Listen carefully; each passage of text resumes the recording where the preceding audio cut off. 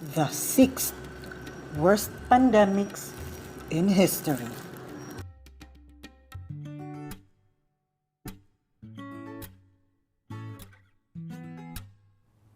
Hello mga ka-Facts Knowledge! Andito tayo ngayon para sa dagdag kaalaman ng bawat isa. Additional facts, knowledge, and fun to everyone.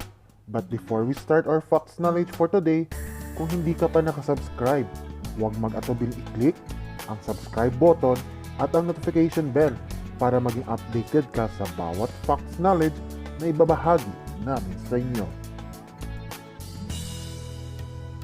The Great Plague of London technically made its first appearance in pandemic levels in the 14th century with the Black Death, but it surfaced for a second time in London in 1665 for the Great Plague of London, which killed 20% of London's population according to History.com.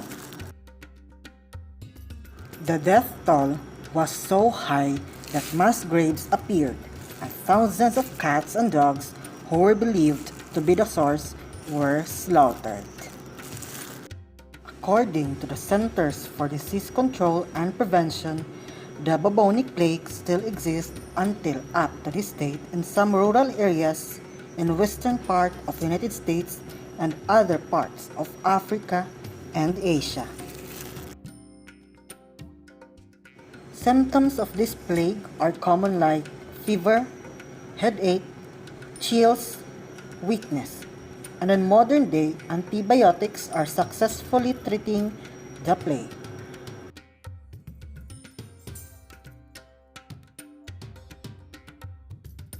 Spanish flu was an influenza pandemic that spread around the world between 1918 and 1919, according to the CDC.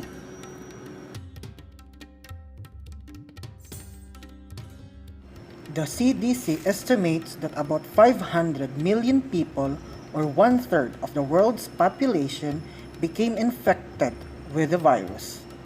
It was ultimately caused 50 million deaths worldwide, with 675,000 deaths happening alone in the USA.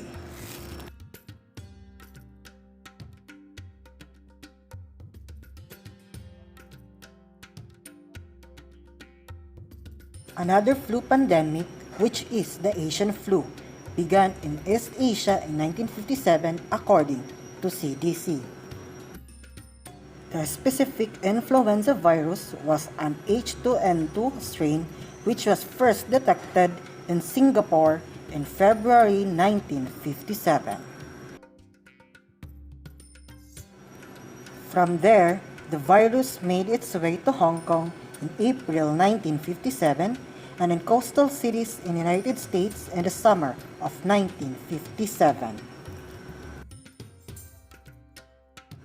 Estimated of 1.1 million people died of the Asian flu worldwide, with 116,000 of them is in the United States alone.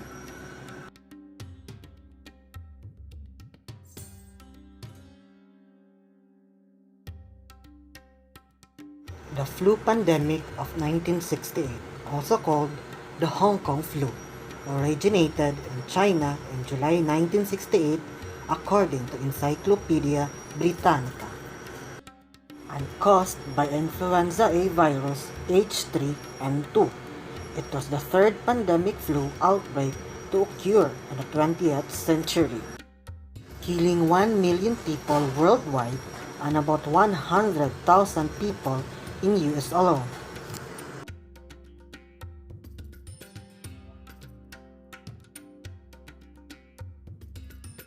The most recent flu pandemic in the US, which initially known as swine flu, occurred in 2009 with the novel influenza virus H1N1.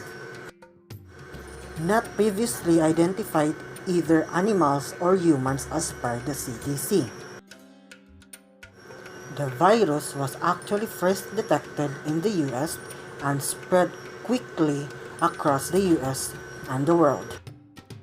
According to the CDC, Between April 12, 2009 and April 10, 2010, there were 60.8 million cases, 274,304 hospitalized, and 12,469 deaths in the US due to the virus. The CDC also estimated that up to 575,400 people died worldwide. According to CDC, the 2009 flu pandemic primarily affected children and middle-aged adults, and the pandemic officially ended on August 10, 2010.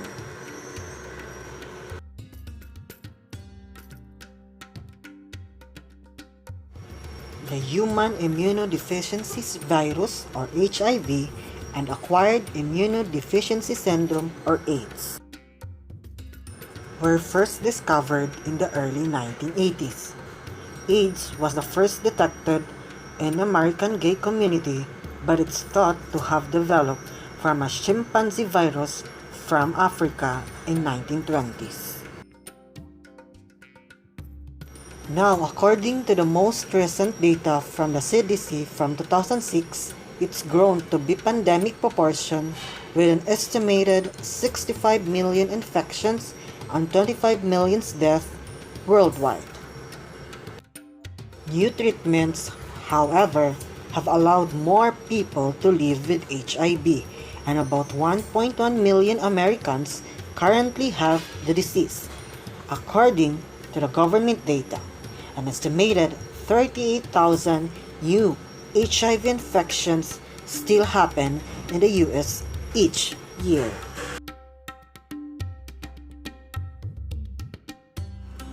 Thank you mga ka-Facts Knowledge. Don't forget to subscribe, like, and share.